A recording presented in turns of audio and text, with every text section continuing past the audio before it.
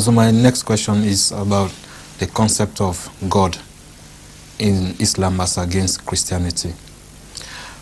In Christianity, they preach Trinity.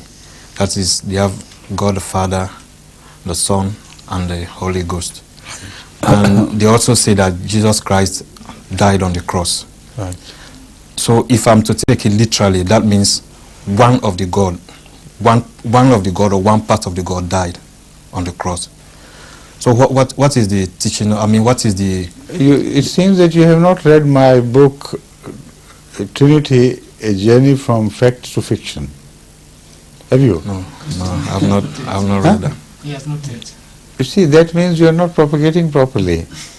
It's the responsibility of Imam Sahib to let every member of his community here in England know that an important book, which is important in the sense that it can help you preach Islam to Christians on a logical basis, has already appeared on the scene. And you must be well armed with the arguments which are contained therein. If you had known it and if you had read the book, the question would never be raised. Then you will be telling me your own personal experiences, that my Christian friend said this and I haven't read the book. I said, look, that's the answer. You see? And put them to questions and they will find no answers. So read that book instead of my rewriting it here for you in the remaining 20 minutes. Huh? Right? Please. Please, I don't have a question, but I'm enlightening this gentleman about the Trinity. In Ghana, there was a symposium organized by the Ahmadis. Right.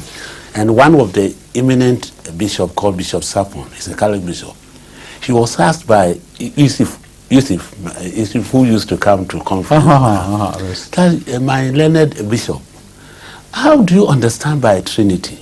You preach it.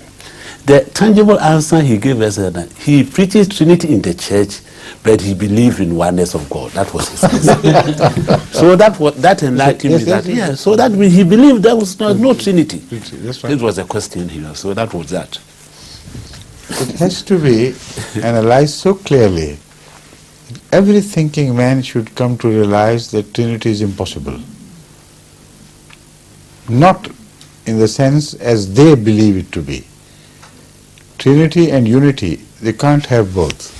It's impossible. They must abandon one and stick to the other. Of course, that will be understandable, although it may be wrong.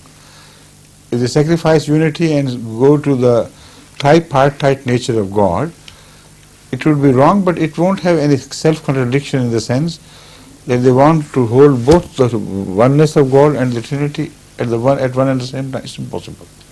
You can't do it. You can't eat your cake and have it, can you? This is what they're trying to do. The things which have self-contradictions, it's impossible to retain both together. You have to decide between this and that. You know, it reminds me of a joke which I have very often used in such situations, but I have noticed that even those who knew it so many times, heard it from me, still they enjoy this. It's a very potent joke and a sort of joke which lives on. It's a joke from Arabia. It relates to a situation exactly which we are discussing now here.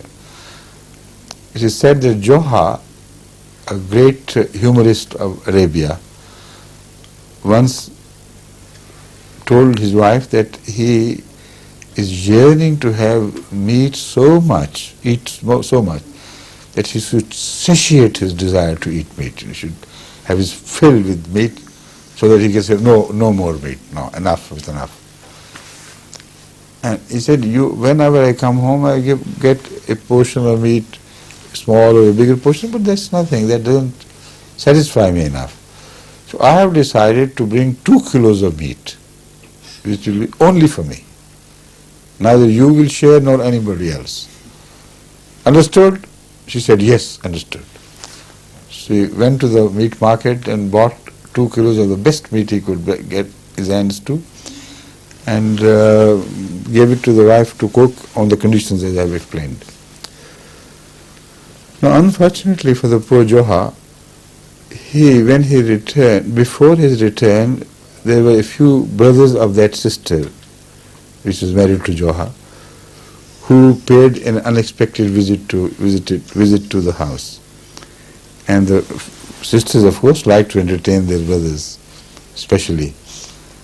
And they also smelled, oh, it's a nice smell, now nice aroma, flavor, you know, the whole air is filled with this appetizing flavor.